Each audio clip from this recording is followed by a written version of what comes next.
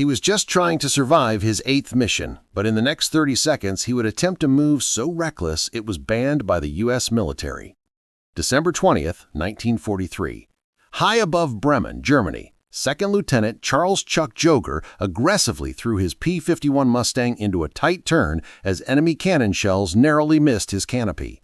He was a 19-year-old flying his 8th combat sortie. His controls felt slippery in his sweating hands. The Messerschmitt Bf-109 fixed to his tail was piloted by veteran German ace Unreicher Ludwig Franceset, a man who had been hunting Allied flyers for 2 long years, boasting 11 confirmed victories. Franceset was now perfectly positioning himself for a killing shot. The established rules were clear. Keep tight formation, execute measured, coordinated attacks, and never, under any circumstances, leave your wingman. The Army Air Forces had invested heavily in these official maneuvers. Survival was predicated on strict discipline and following the training manual exactly. Joerger's fuel was low. Only 60 rounds remained in his guns. The nearest friendly fighter was miles away. Logic dictated he had perhaps half a minute to live. What Franceset did not know was that the young American pilot was about to disregard the entire fighter pilot's handbook. He was going to execute a maneuver so daring, so counterintuitive, that when he reported it, senior commanders would immediately reject the possibility. An impossible move that would inadvertently redraw the blueprint of air combat for the following 80 years. But first, we must examine the crisis that was destroying American bomber crews during that harsh winter of 1943. By late 1943, the U.S. 8th Air Force faced a catastrophe threatening to end the strategic bombing campaign over the European Reich. The grim statistics were devastating. During the infamous Regensburg and Schweinfurt attacks in August 1943, the 8th Air Force lost 60 heavy bombers in a single day, a total of 600 airmen killed, captured, or missing. A follow-up raid on Schweinfurt in October cost 62 more bombers. On deep penetration missions, the loss rate routinely exceeded 20%. At this catastrophic pace, a bomber crew had virtually no chance of finishing the required 25-mission tour. The root cause appeared to be range. The P-47 Thunderbolts and P-38 Lightnings could accompany the bombers only as far as the German border. They lacked the fuel capacity to penetrate deeper into the Third Reich. Once the escorts turned back, the Luftwaffe fighters descended on the bomber streams like predators on helpless prey. The answer seemed simple: deploy long-range escort fighters. North American aviation delivered the P-51 Mustang, which had the necessary range to reach Berlin and return. Yet, a second, more complicated problem persisted. American fighter doctrine itself was deeply flawed. The tactics manual, written by veteran commanders whose flight experience dated back to the 1920s, heavily emphasized rigid formation flying and massed coordinated strikes. Pilots were expected to maintain precise positioning, execute only textbook turns, and never, under any circumstances, leave your wingman. The Army Air Forces had invested heavily in these official maneuvers. Survival was predicated on strict discipline and following the training manual exactly. German aviators were systematically destroying American fighters using an entirely different philosophy. Luftwaffe strategy, honed through years of combat over Spain, Poland, and the Soviet Union, encouraged aggressive individual action. German aces like Günther Röhl and Adolf Galland developed the efficient finger-4 formation and energy fighting principles that gave them a critical edge. The resulting kill ratio exposed the problem. In late 1943, experienced Luftwaffe pilots were claiming an average of 3 or 4 Allied aircraft for every loss they incurred. Certain German top scorers, such as Walter Novotny, boasted kill ratios exceeding 10-1. American fighter leaders knew something was fundamentally wrong. After-action reports repeatedly showed U.S. pilots being outmaneuvered even though they flew aircraft with comparable or even superior performance. But the solution remained elusive. Extra formation training did not help. Stricter adherence to the manual did not help. The general belief among senior leadership was fixed. American pilots required better aircraft, more flight training hours, and stricter operational discipline. The existing tactics were believed to be sound. The issue must be merely in the execution. That deeply held assumption was about to be utterly destroyed by a young pilot from West Virginia who had barely finished high school. Charles Elwood Joerger was the antithesis of the typical officer pilot. He grew up in the Appalachian foothills during the Great Depression. His family was poor. His father worked tirelessly in the coal mines and gas fields. Joerger learned to hunt squirrels and rabbits to help feed his family, inadvertently developing exceptional eyesight and hand-eye coordination. He could spot small game in the forest at incredible distances. In September 1941, he joined the Army Air Forces as a humble aircraft mechanic. He had no college degree, no wealthy family connections, and zero prior flying experience. He was initially assigned to maintenance on P-39 Airacobras in Nevada. By July 1942, the Air Force faced a critical pilot shortage. The training pipeline couldn't supply replacements fast enough to keep up with combat losses. The service launched the Flying Sergeant program, allowing enlisted men to train as pilots without officer commissions. Joerger immediately volunteered. His superiors were skeptical. His academic background was weak. While his mechanical skills were superb, flying demanded split-second judgment and spatial awareness, qualities that seemed unteachable. The vast majority of washout candidates came from his exact background. He proved every single one of them wrong. At flight school in California and Arizona, Joerger displayed a natural flying talent that impressed his instructors. His eyesight was measured at 20/10, twice the sharpness of normal vision. He could visually acquire enemy aircraft long before anyone else in his formation. He graduated in March 1943 and was commissioned as a flight officer. By November 1943, Joerger arrived in England assigned to the 363rd Fighter Squadron, part of the 357th Fighter Group. He had logged only about 270 total flight hours. Many of his squadron mates possessed college degrees. A number came from privileged backgrounds. Some held private pilot licenses earned before the war. Joerger was the self-conscious boy from West Virginia, speaking with a noticeable drawl and lacking social finesse. He was assigned P-51 Mustang number 436-6876, which he named Glamorous Glen after his girlfriend, Glennis Dickhouse. On December 20, 1943, he took off for his 8th combat mission, escorting bombers to Bremen.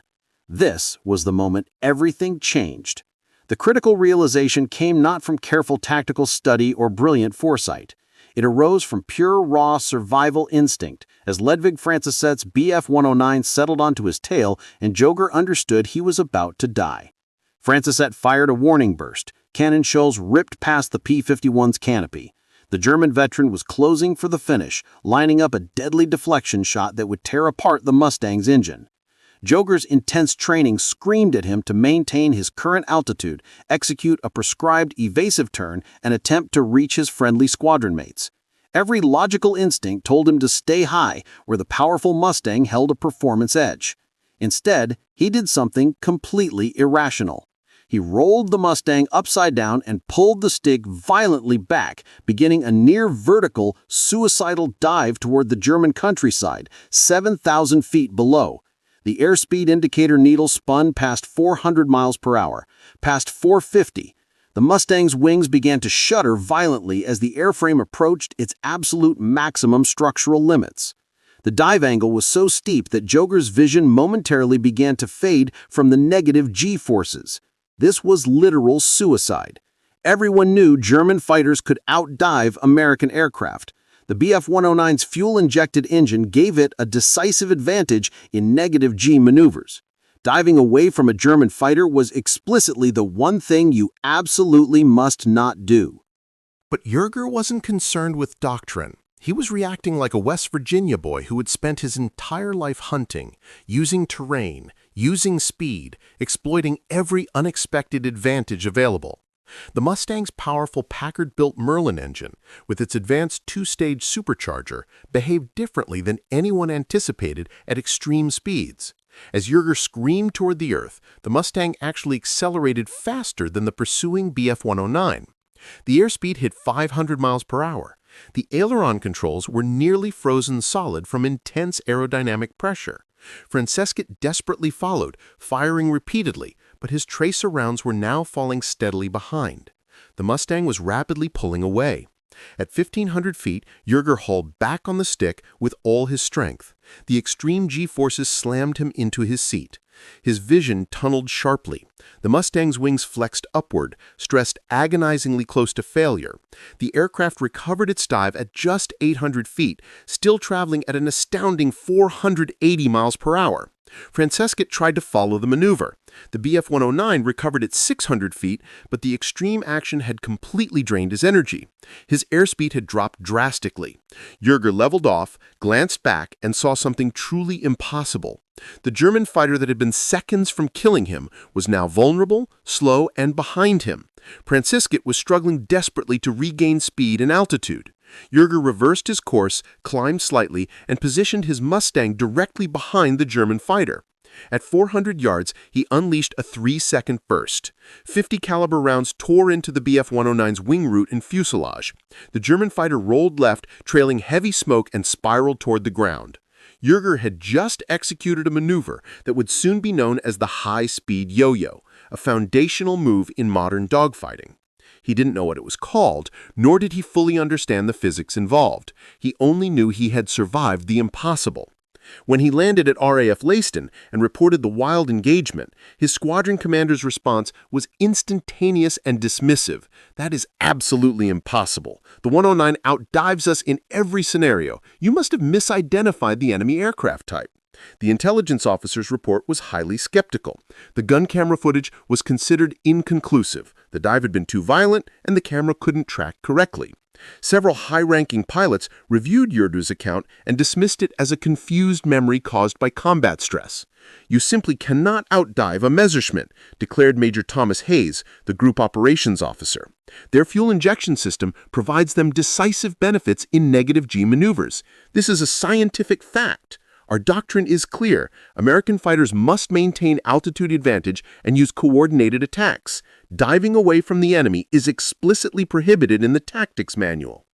What Joerger described violated the absolute fundamental principles that senior officers had been taught at the pre-war Air Corps Tactical School. But Joerger's story was soon corroborated. Over the next 3 weeks, other pilots started reporting similar, strange experiences. Lieutenant William Wisner executed a near-vertical dive to escape 2 FW-190s and discovered the same bizarre phenomenon. At extreme speeds, the Mustang's flight characteristics changed dramatically and unexpectedly.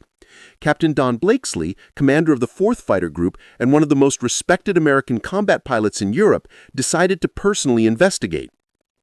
On January 11, 1944, Blakesley flew a P-51B to 25,000 feet over the English Channel and conducted a methodical series of high-speed dive tests. The findings were nothing short of astonishing. Below 20,000 feet, in dives exceeding 450 miles per hour, the Mustang indeed accelerated faster than any known German fighter. The 2-stage supercharger, originally designed for superior high-altitude performance, was creating unexpected advantages at low-altitude, high-speed maneuvers. Blakesley wrote a detailed, comprehensive report and submitted it to 8th Fighter Command Headquarters.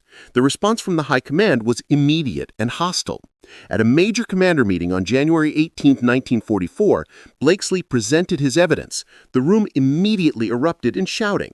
Senior officers who had learned to fly in biplanes were being told that their fundamental assumptions about fighter tactics were wrong, that a barely educated teenager from West Virginia had stumbled upon something they had missed for years.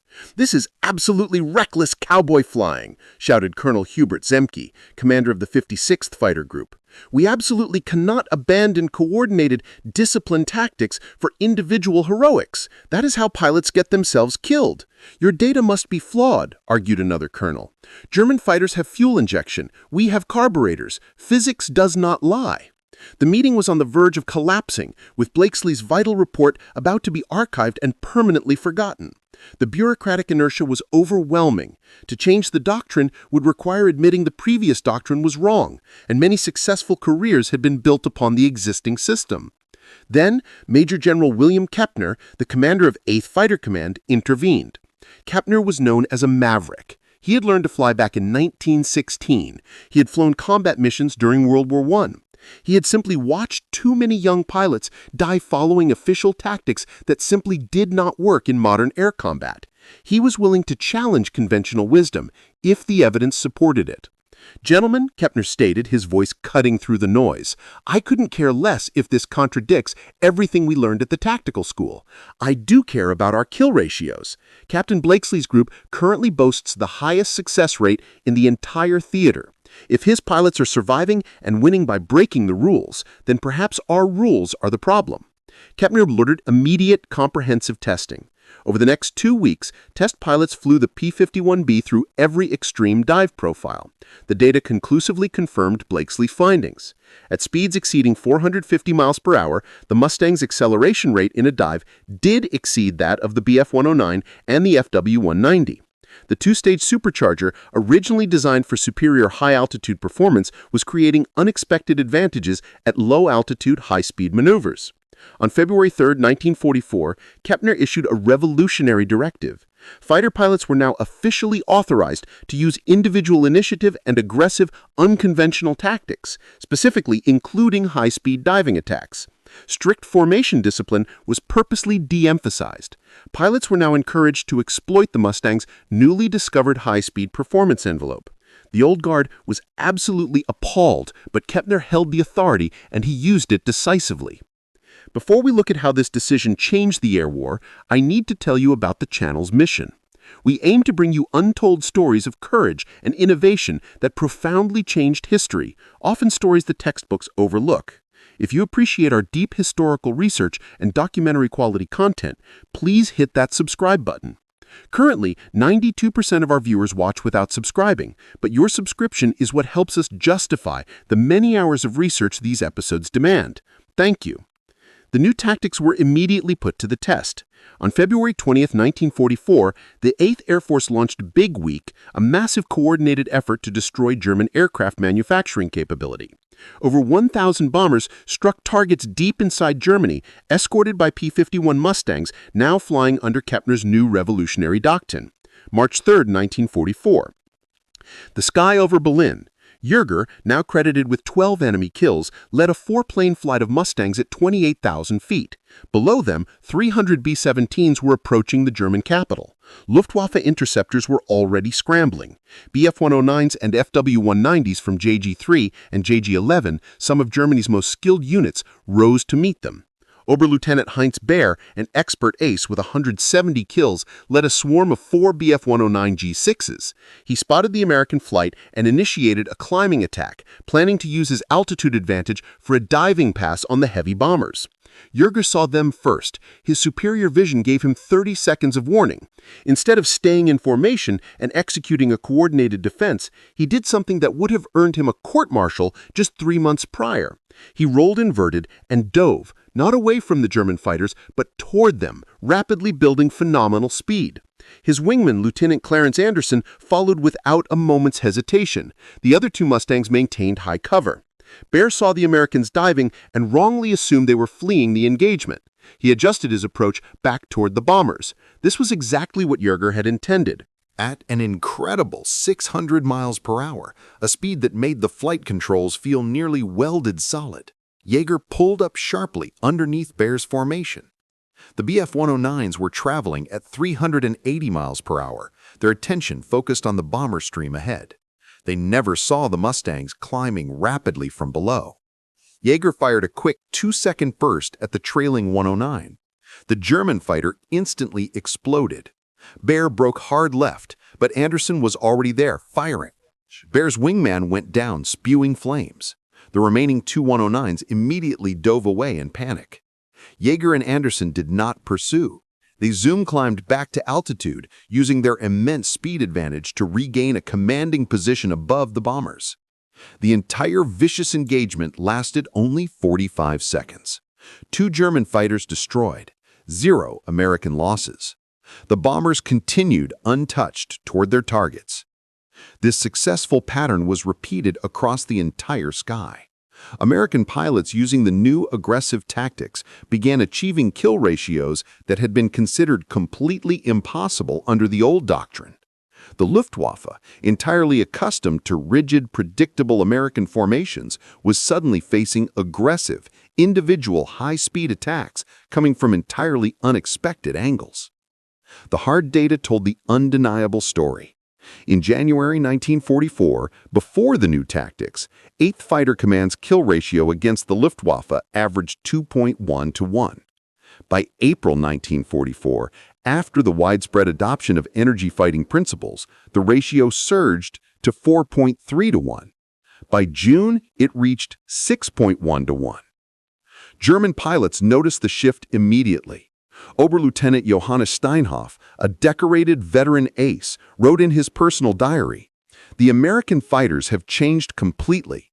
They no longer fly in rigid formations. They dive from impossible altitudes at terrifying speeds. Our fuel-injected engines, which gave us such great advantages, no longer matter. They're faster than us now." General Major Adolf Galland, who commanded all of Germany's fighter forces, reported to Hermann Göring in April 1944, "The American Mustang pilots have fully adopted our own energy fighting tactics, and tragically, they have improved upon them.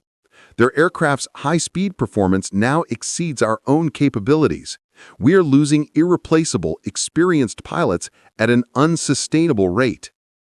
The bomber crews were also keenly aware of the difference. Survival rates improved dramatically. Lieutenant James Howard, a B-17 pilot, wrote home, "The fighter boys are different now. They don't just escort us, they hunt. The Germans are scared of them." May 8, 1944. Jaeger engaged his most dangerous opponent, Hauptmann Georg Peter Eder, an elite ace with 36 kills, flying a Bf-109 G-10, the latest, most powerful variant. The vicious engagement occurred at 24,000 feet over Brunswick. Eder held the altitude advantage and initiated a classic diving attack. Jaeger immediately reversed his course, forcing a head-on pass. Both pilots fired. Both missed. Eder expected Jaeger to climb away, attempting to regain a higher position. Instead, Jaeger rolled and dove, nearly vertical, building terminal velocity.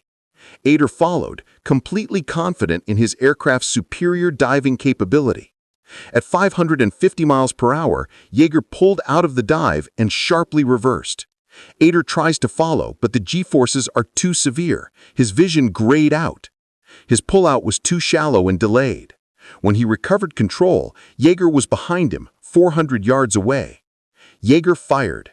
Eder's 109 took hits in the wing and engine. Smoke poured from the cowling. Eder managed to nurse his severely damaged fighter back to his home airfield, but the aircraft was permanently written off. After the war, Eder wrote, "The American pilot who damaged my aircraft on May 8, 1944, executed maneuvers I thought were truly impossible. He dove away from me and somehow ended up directly behind me. Our intelligence reports stated this could not happen. We were absolutely wrong." By June 1944, the Luftwaffe was in irreparable crisis. Experienced airmen were being killed faster than the training system could replace them. Training programs were drastically shortened, producing poorly prepared pilots who often died on their first mission.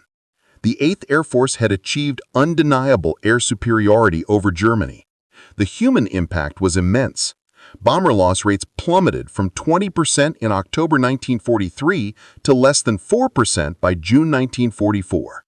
Thousands of aircrews survived missions they would have certainly died on under the outdated tactics. After the war, a B-17 pilot named Robert Morgan tracked down Jaeger at an air show. Morgan flew 30 missions over Germany in 1944. He told Jaeger, "My crew estimated that we should have been shot down on our 8th mission based on the 1943 loss rates. We flew 22 more after that. Because of you and pilots who listened to you, we came home. My children exist because you figured out how to keep us alive." The impact of this accidental discovery extends far past the end of World War II. The energy-fighting tactics that Jaeger accidentally uncovered and commanders like Blakesley systematized became the absolute cornerstone of modern fighter doctrine. Jaeger ended World War II with 11.5 confirmed kills. He was shot down once, evaded capture and occupied France with the help of the resistance, and eventually returned to combat, flying 64 missions total. After the war, he transitioned into a world-renowned test pilot. On October 14, 1947, he piloted the Bell X-1, breaking the sound barrier and becoming the first human to fly faster than sound. The very techniques he learned in the heat of combat, energy management, high-speed control, aggressive maneuvering, these proved essential for achieving supersonic flight. He eventually retired as a brigadier general in 1975. He never claimed to have invented energy fighting. In his autobiography, he modestly wrote, "I was just trying not to die. If that helped other pilots survive, I'm grateful, but I didn't figure anything out. I just reacted." The tactics he pioneered are still taught today. Every fighter pilot in the United States Air Force, Navy, and Marine Corps learns the fundamentals of energy fighting principles in their initial weeks of training. The concept of converting altitude into speed, using high-velocity maneuvers to achieve a positional advantage, and exploiting aircraft performance at extreme speeds, these are now foundational to all modern air combat. The P-51 Mustang, optimized for the exact tactics Joerger helped develop, ultimately became the most successful American fighter of World War II. North American aviation produced nearly 16,000 Mustangs, destroying 4,950 enemy aircraft in air combat, more than any other Allied fighter type. The 357th Fighter Group, Joerger's unit, achieved the highest kill ratio of any American fighter group in Europe, at 5.6 to 1. Their success was a direct consequence of their early aggressive adoption of energy fighting. Don Blakesley, who fought fiercely to validate Joerger's accidental discovery, retired as a colonel with 15.5 kills. He never received the Medal of Honor despite being recommended 3 times. He told an interviewer in 1989, "The true heroes were kids like Joerger, who simply figured things out when everyone told them they were wrong. I just happened to have enough rank to ensure people finally listened." General William Kepner, the Maverick commander who overruled his entire staff to authorize the new tactics, retired as a lieutenant general. His February 1944 directive is today studied at military academies globally as a premier example of leadership, the willingness to actively challenge established doctrine when irrefutable evidence demands a change. The German pilots who survived the war speak with deep respect for their former American opponents. Johannes Steinhoff, who became a general in the post-war German Luftwaffe, wrote in 1977, "By mid-1944, American fighter pilots had surpassed us in both tactics and aggressiveness. They learned faster than we could possibly adapt. The Mustang pilots especially, they were truly exceptional." The ultimate lesson here extends far beyond military aviation. Innovation often originates from the most unexpected sources. The barely educated teenager from West Virginia saw something that decades of experienced officers missed entirely. The system nearly rejected his life-saving discovery simply because it contradicted established wisdom. How many other innovations have completely been lost because they came from the wrong person or challenged the wrong assumptions? If you value these untold stories of courage and the powerful winds of thought that changed history, please hit that like button and subscribe to the WWII Battlefield channel. How many lives could have been saved if organizations were better at recognizing the truth regardless of its source? Joerger passed away on December 7, 2020, at the age of 97. His obituary highlighted him as the most famous test pilot of his generation. It mentioned his combat record and breaking the sound barrier. It failed to mention that he accidentally revolutionized air combat by doing the one thing everyone said was impossible. Sometimes the greatest advances come not from careful planning, but from desperate, necessary improvisation. Not from experts following procedures, but from outsiders who don't yet know what is supposed to be impossible. Remember to like and subscribe to World War II Battlefield for more hidden stories.